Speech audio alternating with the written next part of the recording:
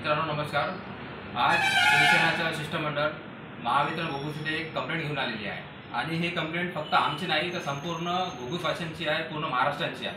तुम्ही बघितलं असेल आता येणाऱ्या काळामध्ये या महिन्यामध्ये विजेचं जे बिल आहे ते भरपूर प्रमाणामध्ये आलेलं आहे। तर त्याचं मुख्य कारण काय आहे?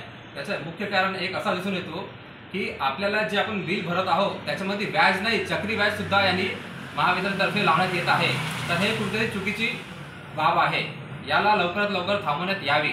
सोबतच आपण बघत आहोत मागच्या काळामध्ये आपल्याला जे मीटर होते, जे आपल्याला बिल येत होते, त्या बिलावर त्या मीटरचा फोटो सुद्धा इथं डिस्प्ले होत होता, परंतु आज आपल्याला पाहायला मिळतं की हे डिस्प्ले होत नाही आहे। तर कुठेतरी याच्यानं एक गैरसमज निर्माण होतो, ज्याच्यामुळे आम्हाला असं वाटतं की आमचा बिल कुठेतरी जास्त येऊन राहिला।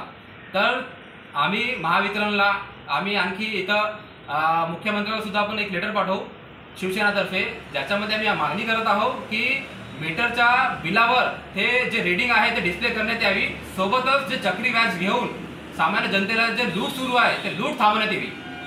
आणखी एक मुद्दा, काही दिवसापूर्वी आपल्याला पाहायला मिळालं की महाराष्ट्रामध्ये कुठेतरी मीटर जे आहे ते गव्हर्नमेंट खात्यातून सोडून कुठेतरी प्रायव्हेट सेक्टरमध्ये अदानीला देण्यात येणार होतं।